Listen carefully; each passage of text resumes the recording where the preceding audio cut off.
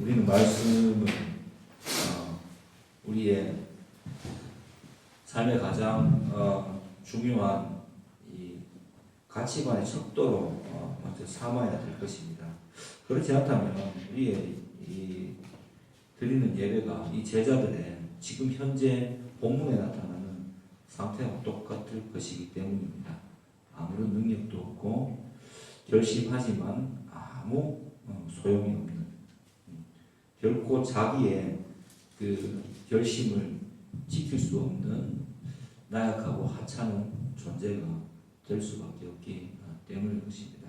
제가 여기 저 옛날에 설교할 때 이렇게 적어놨어요. 32절 마지막, 31절 마지막, 이제는 너희가 믿느냐에 대한 것에 대해서 이렇게 해놨어요. 인간의 깨달음과 능력은 얼마나 하찮은 것인가. 바로 이어지는 본문이 예수님께서 너희가 다 나를 떠날 것이다 라고 말씀하시기 때문입니다. 오늘 말씀은 우리가 봤을 때는 참 어렵지 않은 말씀인데, 여러분들에게 제가 본문을 읽고 이제 하라 하면은 꼭 한번 상황을 먼저 파악해 보시기 바랍니다. 이 상황은 이제 고난 받으시기 직전 상황입니다. 그리고 최후의 만찬을 거치어서 이제 제자들과 함께 대화하고 계시는 장면이죠. 그래서 뭐라고 하십니까? 조금 있으면 너희가 나를 보지 못하겠고, 이거는 뭐 조금 있으면 또 나를 보리라. 이렇게 보면 되겠죠.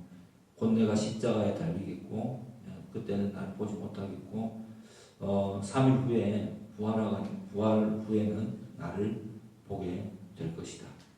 이 말씀이시죠. 그러니까 이제 그 말을 제자들이 알아들을 수가 없잖아요. 그래서 제자들이 서로 말하기를 이게 도대체 무슨 말씀이야? 아버지께로 간다고 하는 것이 무슨 말씀이냐? 조금 있다는 게 도대체 뭘 말하는 거냐? 알 수가 없는 거예요. 왜냐하면 아무리 부활을 한다고 미리 말씀하시고 너희가 성전을 헐라 내가 사는 날 다시 일으키리라 하고 뭐 여러 가지 말씀을 제자들과 바리새인들 앞에서 하셨지만은 그냥 모르는 거예요. 네, 왜? 그런 일이 일어날 거라고 이 생각 자체를 하지 않을 수밖에 없지 않겠습니까? 왜냐하면 죽은 자가 살아난다라는 것은 역사적으로 한 번도 일어난 일이 없는 일이고, 또 너무 당연하게 납득이 안 되기 너무 당연하죠. 그러니까 예수님께서 계속 말씀해 주셔도 우리가 알 수 있는 것이, 인간은 자기가 듣고 싶은 대로 들어요. 예. 자기 상황이 유리하게 해석하고 그냥 듣고 싶은 부분만 딱 듣는 게 인간이라는 존재입니다. 뭐 제자들이라고 해서 별 수 없고 모두가 다 여전히 그런데, 그것을 깨뜨릴 수 있는 것은 성령님밖에 없습니다. 그래서 성령을 받지 못한 상태에서, 충만하지 못한 상태에서 이 제자들의 상태를 우리가 볼 수 있습니다. 그래서 예수님께서 말씀하시죠. 풀어서 말씀하시죠. 곡하고 애통하겠습니다. 당신의 죽음을 먼저 말씀하실 때, 너희는 내 제자니까 먼저 곡하고 애통하겠지만은 이 슬퍼하고 애통하는 것이 세상은 또 기뻐하겠지. 그런데 여기서 세상은 죄된 세상이죠. 사탄이 지배하는 죄된 세상. 세상은 기뻐하겠지만 조금 있으면 이제 너희의 슬픔은 기쁨으로 변하게 될 것이다. 왜? 마치 이것은 그 여자가 해산하기 전에 느끼는 그 두려움과 동일할 것이기 때문이다. 그러나 예수 그리스도께서 부활하시고 나면 너희 그 근심함이 부활의 승리의 기쁨으로 바뀌게 될 것이기 때문이다. 이렇게 말씀하시고 있습니다. 그래서 이제 25절부터 말씀하시죠.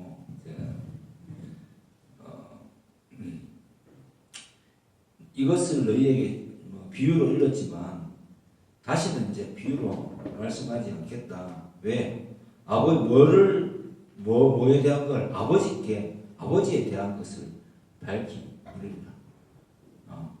아버지께서 구체적으로 무엇을 원하셨고 무엇을 계획하셨는지는 십자가와 부활이 증명되고 난 이후에만 가능할 것이기 때문입니다. 자, 그래서 그날에 너희가 이제 내일 올라올 것이 본문이 쭉 이어지고 있습니다. 그리고 31절 마지막에 보면은 이제는 너희가 그렇게 이제 우리가 제자들이 이제야 믿습니다 이렇게 이야기하니까 이제야 겨우 이제 믿는다고 라고 하시는 말씀입니다. 이제 너희가 이제 믿게 되었냐 이 말씀이 아니에요. 이제야 이제 좀 믿게 될 수 있게 될 거야. 그런데 너희가 믿게 됐다고 말하는 이 순간에 너희는 벌써 너희가 닥쳐올 앞날은 뭐냐면은 뿔뿔이 흩어질 거예요. 예. 그 로마 병사들 잡으러 오고 예수 그리스도가 십자가에 달릴 때에 사형 당할 때에 너희는 두려워서 각자 뿔뿔이 흩어질 거야. 그런데 혼자 둘 때가 오는데 그런데 나는 혼자가 아니야. 왜? 하나님께서 아버지께서 나와 함께 하시기 때문이다. 왜 내가 이렇게까지 너희에게 말하느냐 하면 너희가 내 안에서 평안을 누렸으면 좋겠기 때문이다. 세상에서는 환난을 당하지만 담대해도 돼. 왜? 내가 십자가와 부활로 이 세상에 대해서 사망 권세에 대해서 승리했기 때문이야. 자, 그러면 사망은 무엇입니까? 진짜 사망은 무엇일까요? 예. 우리가 금방 찬양했듯이 억눌리고 갇혀있고 예를 들어서 스포츠에 그런 말이 있죠. 건강한 스포츠에 그 있는 말인가? 예. 건강한 육체가 건강한 정신을 낳게 된다고. 예. 내가 육체가 묶이게 되면은 그것으로부터 탈출하는 것이 정말 이 긍정적인 마음을 갖는 것이 진짜 쉽지가 않습니다. 예. 그래서 수많은 절망을 경험한 사람들의 입에서 나오는 그죠? 이 이야기가 하나님을 만나게 되면 성령이 그들에게 오게 되면 정말 그 불구의 상태에서도 새 희망을 갖게 되고 세상을 다시 보게 되는 능력이 주어지게 된다는 간증을 우리가 간간히 들어보게 됩니다. 그렇기 때문에 그냥 일반인들에게 주어지는 어떤 그 사망의 상태라는 것은 꼭 사람이 죽어야 죽는다. 이것도 있겠지만은 거의 그냥 내 힘으로 내 의지로 나를 어떻게 해볼 수 없는 어떤 상황을 말할 수도 있게 되는 것입니다. 이건 절대 확대 해석이 아니겠죠. 예, 그래서 그런 상황에 대해서 절망하고 있을 때 바로 성령께서 오시면 이 십자가와 부활이 의미하는 바가 현실에서 무엇을 의미하는지를 너희에게 밝히 알려줄 것이다 라고 지금 예수님께서 제자들에게 말씀하시는 겁니다. 그게 바로 그 날의 의미입니다. 성령이 오시면 부활 이후에 성령이 오시면 그때 너희가 밝히 알게 될 것이다. 정말 내가 그 선입견을 가지고 대하는 모든 것들이 진짜 예수님을 믿고 세상을 바라보게 되고 말씀 안에서 세상을 바라보게 되면은 그 내가 얼마나 잘못된 선입견에 쌓여 있는가를 깨닫게 되고 많은 부분에서 이런 세상의 문제가 해결되게 됩니다. 신기하게 예수 믿는 사람들은 여러분들 질문에 대답하기 앞서서 한번 생각해 보세요. 예. 좀 예수님을 믿는다, 기독교인이 된다는 것은 세상이 볼 때는 상당히 좀 아이러니컬한 상태입니다. 이 좋은 시간에 와서 말씀을 듣고 예배를 하고, 그리고 세상 사람들과 똑같이 살아갈 수 없어서 고민도 하고, 그러면서 계속 그 일들을 이어가고, 도대체 뭐가 좋아서 그러는 거야? 라고 물어볼 때 여러분은 거기에 대한 이유를 명확하게 답할 수 있습니까? 그렇게 될 때 이제 그 상태가 바로 명확하게 답할 수 있는 그 상태, 내 마음에 주님께서 주시는 그 평안이 주어지는 상태가 진짜 성령으로 충만한 상태입니다. 그런 상태가 되었는지를 먼저 물어보고 싶습니다. 성령을 받았다는 것은 우리가 말씀을 온전히 지금 예수님께서 말씀하셨듯이 온전히 내가 말씀을 보고 직접적으로 예수 이름 안에서 말씀의 의미를 깨닫게 되는 상태가 된 것을 의미합니다. 그래서 예수님께 질문하지 않아도 되고 성령께서 예수의 영께서 우리 마음에 오심으로써 기도하게 되면 기도하는 상태가 되게 되고 하나님과 교제할 수 있는 상태가 되었기 때문에 그 자체가 벌써 엄청난 상태이거든요. 근데 그것을 우리가 일상생활에서 잘 활용하고 있는지 여러분 스스로에서 돌아보시기 바랍니다. 그날이 오면 이 성령께서 이미 오셨잖아요. 우리 안에 내주하시게 되면 우리는 우리가 생각하는 것보다 훨씬 더 많은 일을 할 수가 있습니다. 그리고 우리 자신의 그 능력으로 우리를 제한하지 않아도 됩니다. 꼭 이렇게 하면 신앙적으로 주님의 말씀을 따라서 생활하게 되면 꼭 실패할 것 같은데, 그죠? 이상하게 실패가 아니라 평안도 주어지고 성공하게 됩니다. 주의 이름으로 구하는 모든 것에 대해서.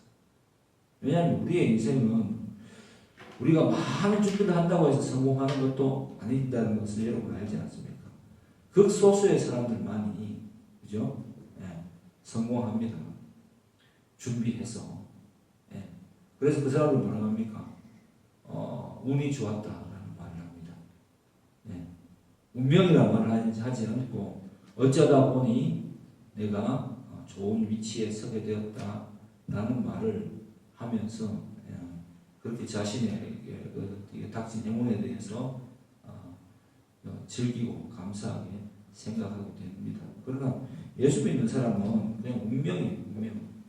이 세상을 살아가는 것 자체가 하나님의 뜻대로 내가 살지 않으면 내 마음에 굉장한 불편을 겪게 됩니다.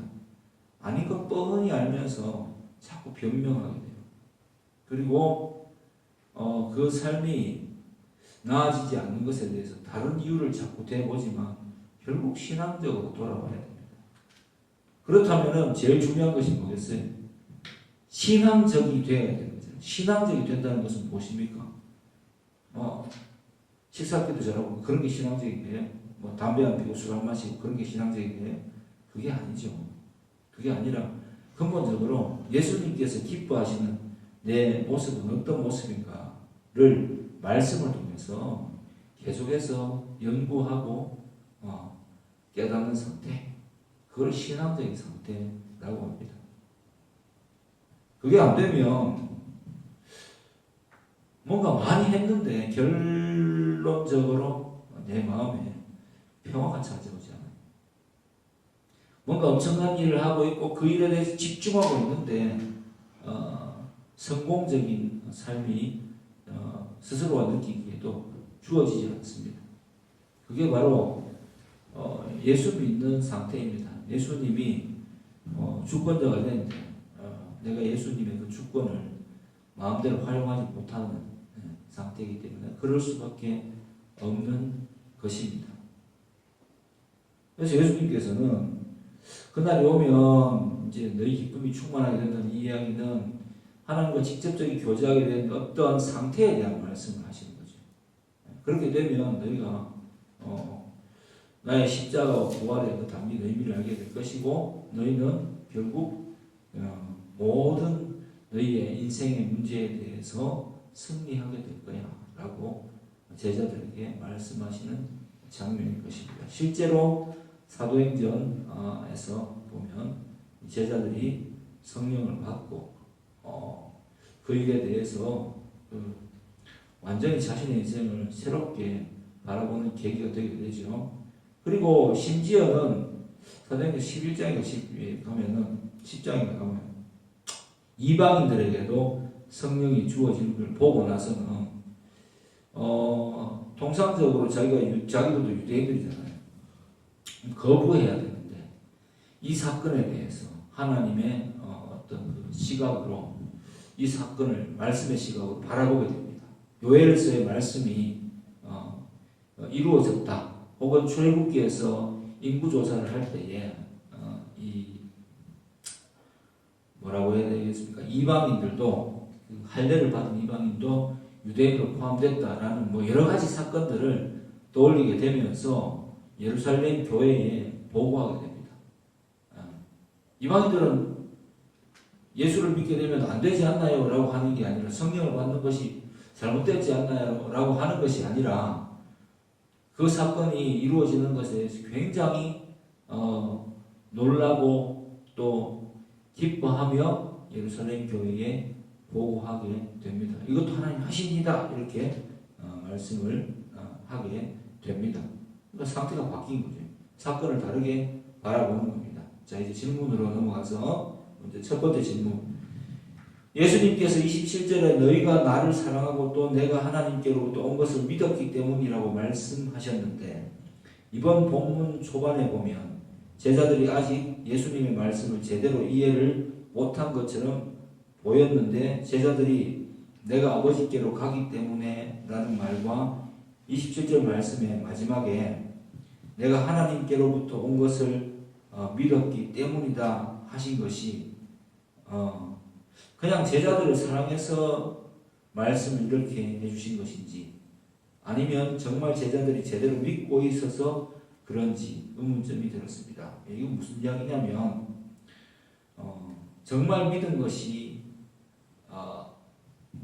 아닌데 제자들에게 대해서 그냥 제자들을 긍휼히 여겨서 너희가 믿었다라고 말씀해 주는 것이냐 아니면 정말 믿고 있어서 그런 것이냐 둘 중에 뭐냐 이렇게 말씀하신 것이죠. 여기에 대한 답은 이거예요. 제자들은 예수께서 그리스도이심을 어렴풋이라기보다는 알게 되었습니다. 알게 되었는데 이 상태는 자신들의 의지로 믿은 것이 아니라 예수님이 선택해서 제자들을 세워서 그들에게 믿음을 주셨기 때문입니다. 왜냐하면 믿음은 스스로 가질 수 있는 것이 아니거든요.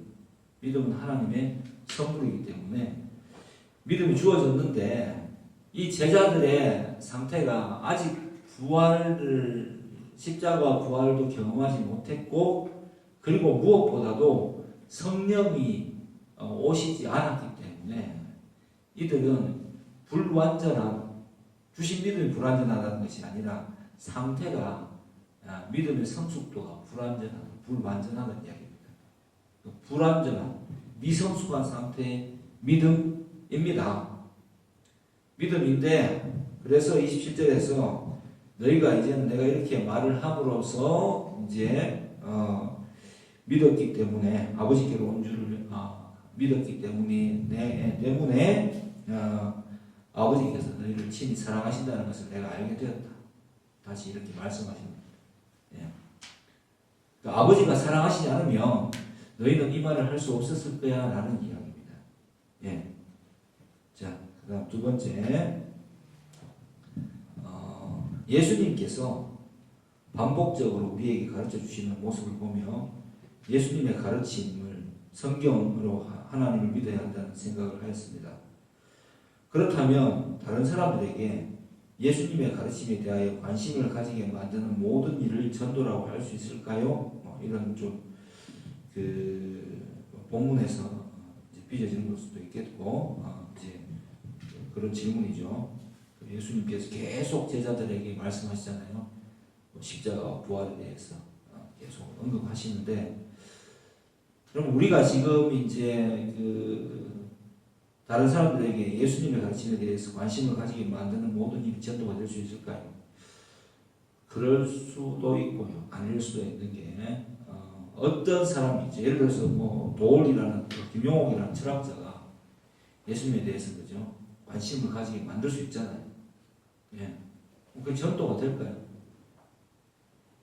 전도는 그런 사람들이 할 수 있는 게 아니거든. 오직 경험한 자, 깨달은 자, 믿게 된 자만이 할 수 있습니다. 예. 내가 전도라는 것이 그렇잖아요.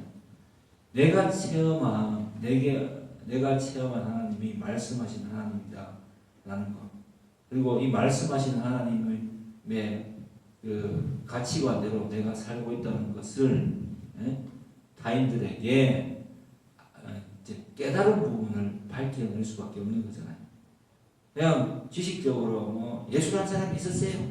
이 예수라는 사람이 뭐 부활을 했다고 하는데 뭐 그건 잘 모르겠고 일단 어쨌든 좋은 말씀 나온 건 사실이야. 병자도 고쳤대. 이렇게 말한다고 해서 예수님에 대해서 관심을 가질 수 있잖아요. 그죠? 그게 과연 예수님을 전도하는 것일까요? 그건 아니겠죠. 내가 예수님을 만나고 나서 내 생각이 변했고, 내 가치관이 변했고, 시간을 분배하는 습관이 변했고, 돈을 바라보는 생각 자체가 관점이 변화되게 되었다라는 것을 사람들에게 알게 하는 것이겠죠. 예. 그렇게 하면 그 소망의 이유를 누군가 성도에게 물어볼 때, 그때 그 소망의 이유가 말씀 때문이다, 예수님의 말씀 때문이다, 성경 때문이다라고 알려주는 것이 전도죠. 네, 그게 전도입니다. 네, 그렇게 답변을 할 수 있겠습니다. 자, 세 번째 질문. 24절에 구하라 그리하면 받으리니 라고 하셨는데, 아무런 조건을 달지 않으시고 단지 예수님의 이름으로 구하면 받는다고 하시는 것을 보았을 때 아무 것이나 이유 불문하고 다 받을 수 있는 것인가요? 목적어가 없으니 무엇을 구해야 되고 무엇을 받는다는 말일까요? 예, 라고 질문해 주셨는데, 자, 질문에 다시 중간에 스스로가 답을 해놨습니다. 단지 예수님의 이름으로 구하면. 그러니까 예수님의 이름으로 구한다는 것은 예수님의 이름을 통로로 삼는다는 이야기가 아니에요. 예, 영어로 하면 더 간략하죠. 그죠? In Jesus name. 예수님 이름 안에서 그 이름을 걸고 말할 만한 것, 그 이름을 걸고 말하는 모든 것에 대해서라는 것은 그분이 할 수 있는, 그분이 기뻐하실 만한, 그분이 책임지실 만한 것을 내가 알아서 구할 수 있다라는 뜻입니다. 뭐 다른 말로 하면 그러면 우리 하나님 자녀이기 때문에 하나님께서 기뻐하시는 것을 구하겠죠. 하나님께서 기뻐하시지 않는 것을 구하는 것은 그럴 수 있는데 그게 바로 어린아이 같은 신앙이겠죠. 아직 어리석은 신앙의 단계이겠죠. 말씀이 충분하지 않은 상태, 다시 말해서 성령이 충만하지 않은 상태에서는 구하는 것이 틀릴 수 있겠죠. 그죠? 잘못될 수 있겠죠. 그러면 그런 것에 대해서는 어떻게 응답하시냐, 잘못 구하는 것에 대해서 아직 어린 신앙의 상태에서 구하는 것에 대해서 그냥 침묵으로 응답하십니다. 예. 왜? 자식이 말을 잘 안 듣고 자식이 좀 마음대로 하잖아요. 그러면 어떻게 합니까? 아주 어렸을 때는 그냥 찡얼찡얼 보채고 그저 젖먹이 때는 그냥 달랩니다. 달래. 쭈쭈쭈 달랩니다. 그리고 이제 이거는 이제 말을 하게 되지 시작하게 된 시점이겠죠. 4살 아이가 아버지를 인식하는 것이, 아빠를 인식하는 것이 어느 정도일까요? 부모를 인식하는 것이, 엄마를 인식하는 것이 어느 정도일까요?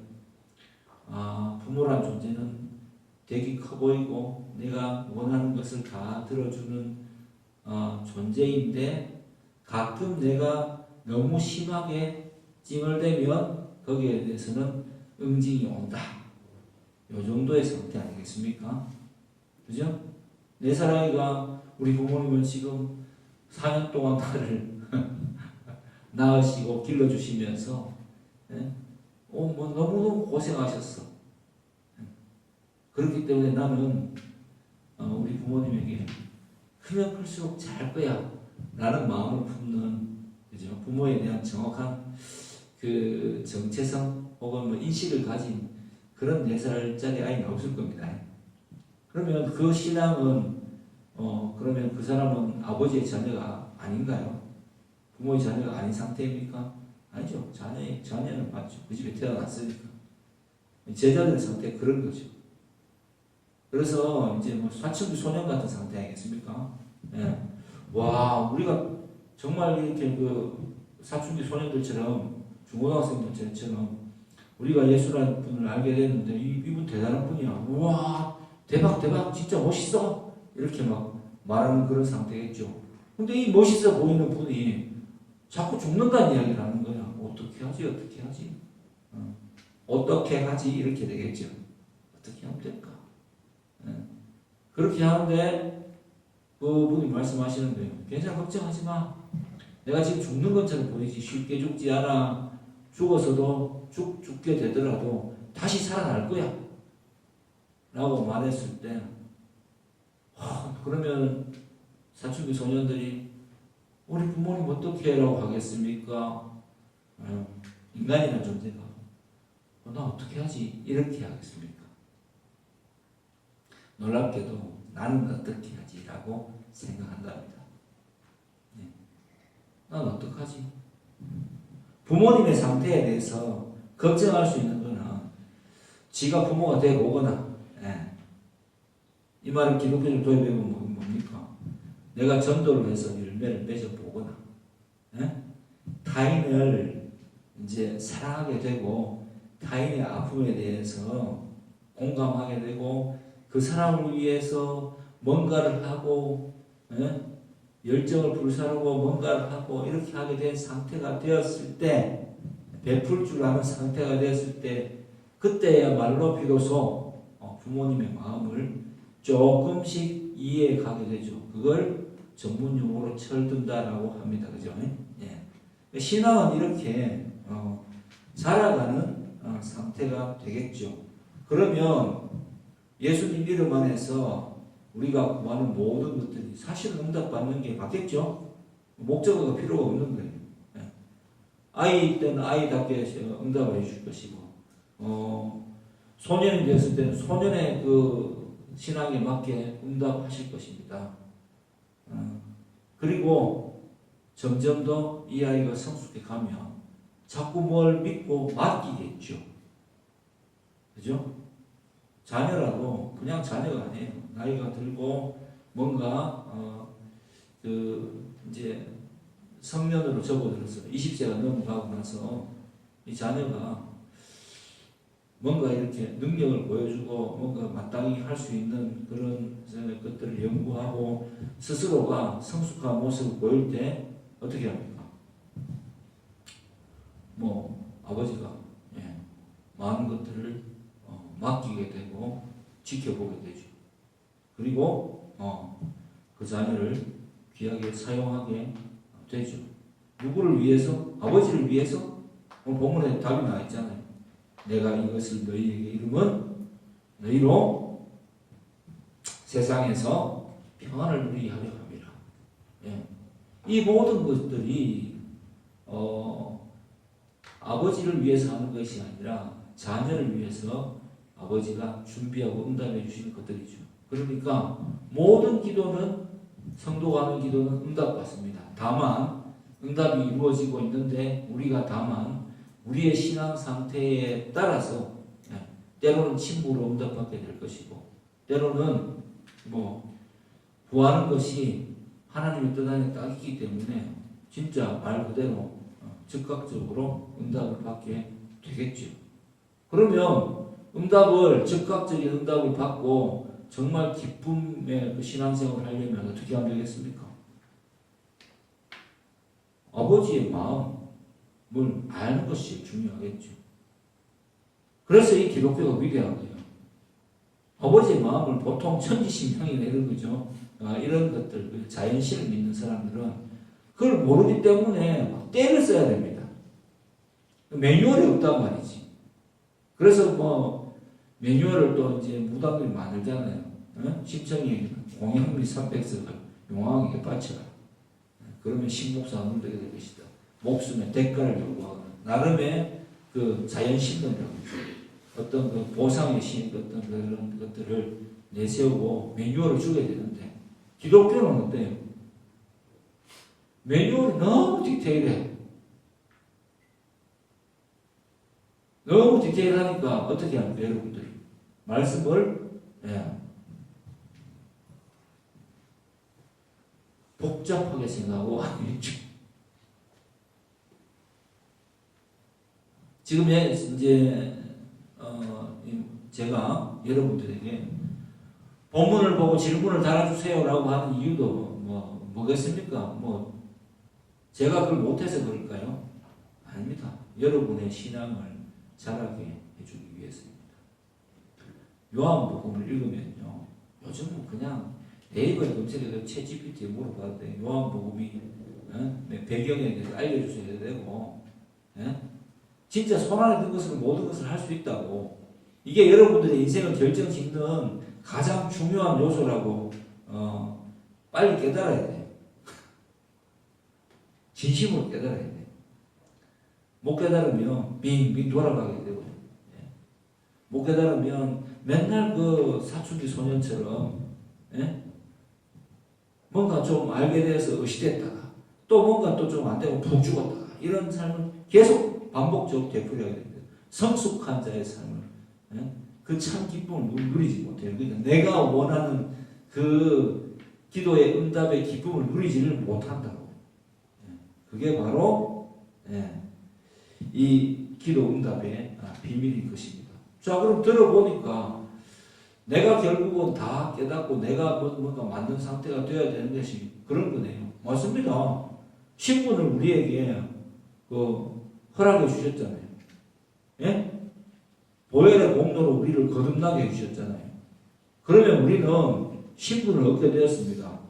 자녀가 아닌 사람, 상속자가 아닌 사람이 아무리 열심히 해보십시오. 그 회사를 누가 상속해 줍니까? 자녀가 아닌데? 그러니까 자녀가 아닌 사람은 끝까지 노력해도 드라마에 많이 있잖아요. 정말 경상도 말로 쇠 빠지게 노력해도 그냥 자녀가 아니기 때문에 상속이 안 돼요. 그죠? 알아서 독립해서 알아서 해야 됩니다.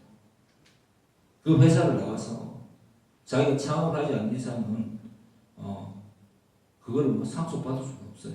왜? 자녀가 아니기 때문에. 근데 자녀는 있잖아요. 자녀는 어때요? 상속받을 수 있는 능력을 키울 때까지 지켜봅니다. 드라마가 너무 많지 않아요, 그죠?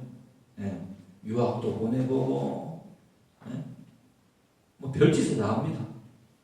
밑바닥부터 올라오기도 해보고, 그게 바로 하나님이 우리를 대하시는 방식입니다.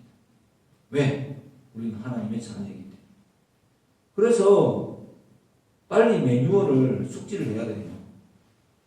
성숙한 자가 되면 이 말씀 안에서 내 인생을 계속 고민하면서 바라보게 된 상태가 됩니다. 그게 우리에게 주신 특권이에요. 그게 특권인데 그걸 특권이라고 생각을 안 하기 때문에 세상 사람들을 자꾸 따라가면서 이런 거죠. 우리가 하는 짓들이 보면은 굉장히 능력 있는 사람이 있어. 그리고 우리 아버지 회사에 들어와서 일을 열심히 하고 진짜 잘해. 이 사람이 조금 있으니까 부장이 됐네. 이야, 내하고 나이도 동갑인데 진짜 열심히 하고 잘해. 그에 비해서 나를 보니까 너무 한심스러워. 내가 뭔가 모자라고 이 사람 되게 잘하는 것 같아. 그래서 너무 낙심이 돼서 그 사람은 어떻게 사는지를 자꾸 물어보고 그 사람처럼 살려고 해. 근데 그 사람의 삶에 들어가 보니까 이 사람은 이 자리를 얻기 위해서 정말 죽을 만큼 힘들게 노력을 해. 그죠?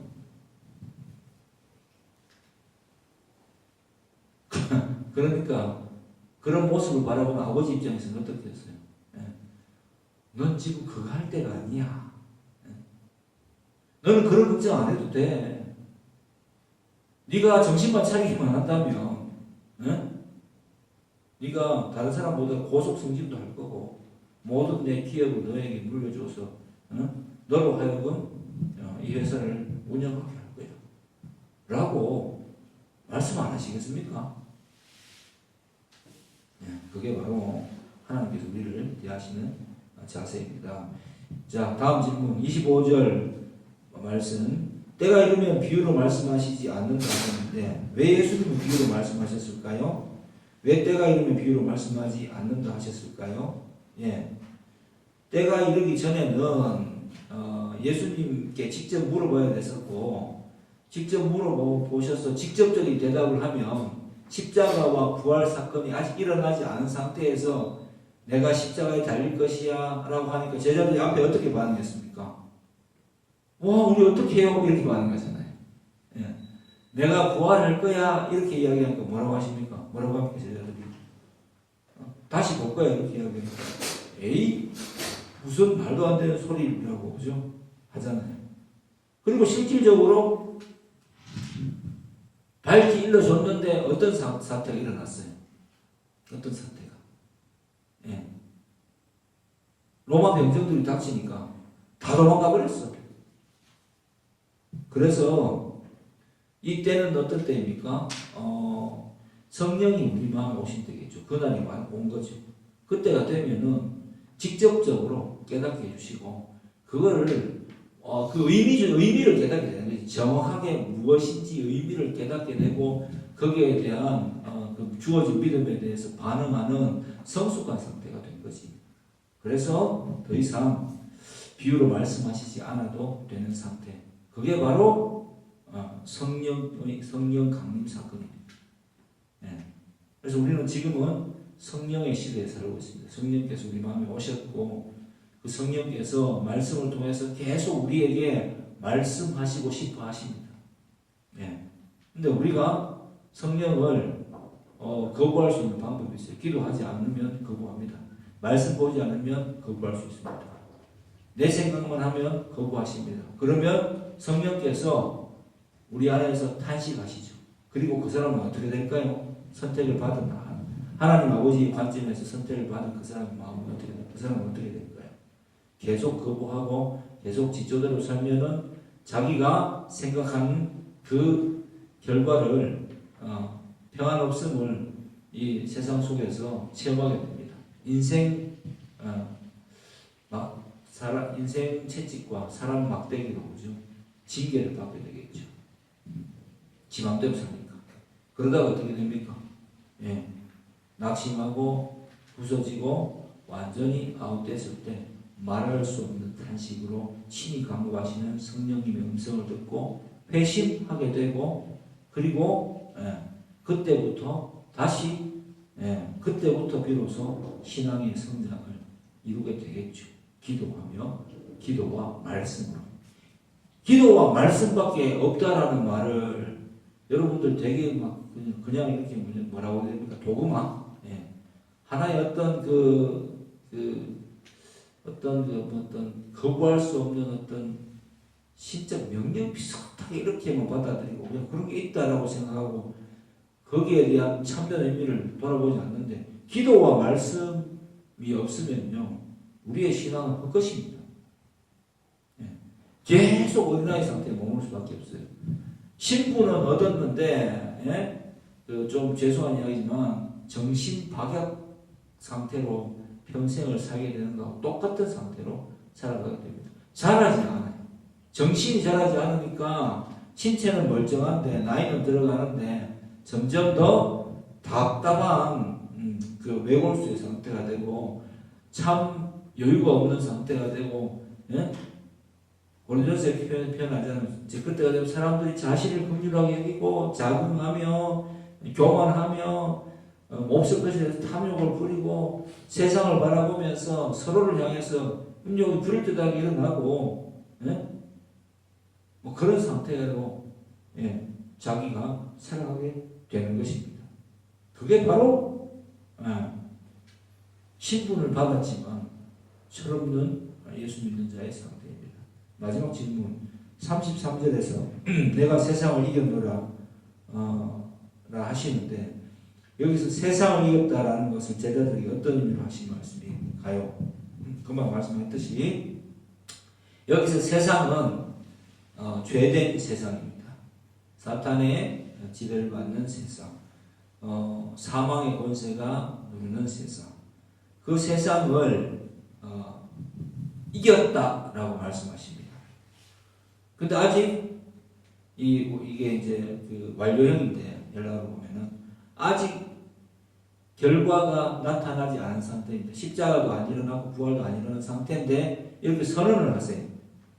왜 이런 완료 시제를 쓰시는가? 이런 거죠. 어차피 그렇게 될 거를 정해놓으셨기 때문에 그게 완료잖아요. 그죠? 그러니까 그 미래이지만 이미 이렇게 될 거라고 예수님께서 확정하신 거예요. 그렇기 때문에 제자들에게 너희는 걱정 안 해도 돼. 그러니까 제자들은 뭔지 모르지만 앞으로 일어날 그 일들에 대해서 제자들에게 미리 확정적으로 말씀해 주시는 거예요. 그죠? 그게 바로 내가 세상을 이겼노라라는 것을 그런 의미에서 말씀하신 겁니다. 내가 십자가 질 거고 내가 부활할 거야. 그리고 성령을 보낼 거야. 성령을 받고 나면 너희가 어떻게 된다고 마음의 평안을 누릴 거야. 그리고 너희가 무엇이든지 내 이름 안에서 구할 수 있는 그 존재가 될 거야. 이게 바로 축복이에요. 무엇을 구해서 받는 게 축복이 아니고 하나님과의 소통이 자유롭게 되는 상태가 이제 될 거야.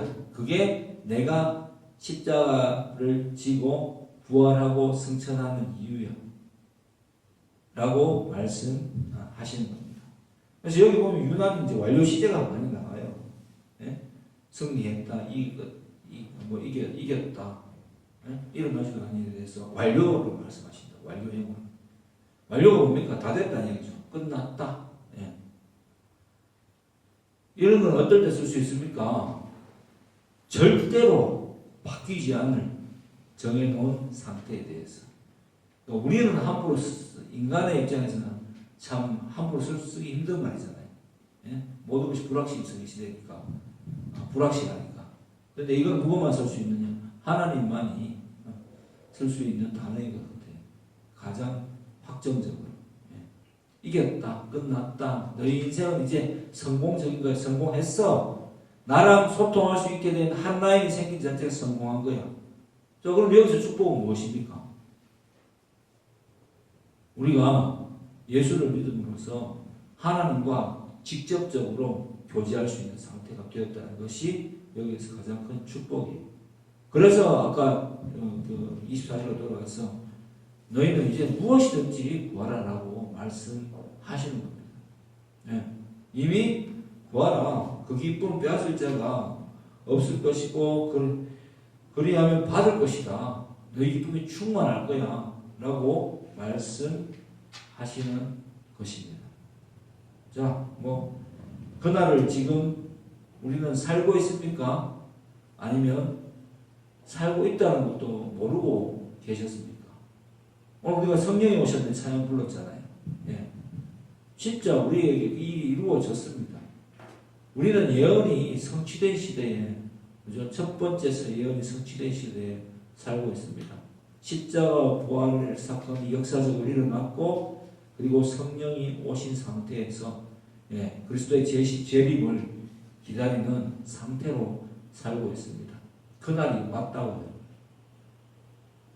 그날이 왔는데 우리가 이 사건에 대해서 어떻게 받아들일지는 여러분 스스로 여러분의 삶을 결정하시면 됩니다. 이 말이 내 마음대로 하면 하나님 좌지우지 된다는 그런 망언이 아닙니다. 예? 자기 자신의 상태를 잘 보세요. 신앙이 우선입니까? 아니면 내 욕망이 우선입니까? 다 할 수 있거든요. 교회가 우선입니까? 직장이 우선입니까? 예배가 우선입니까? 내 일상이 우선입니까? 말씀이 우선입니까? 내 생각이 우선입니까? 결정해야 하는 대로 여러분들은 하나님께 응답받을 것입니다. 예. 그리고 그에 딱 걸맞는 여러분의 신앙 상태에 걸맞는 인생은 계속 살아갈 겁니다.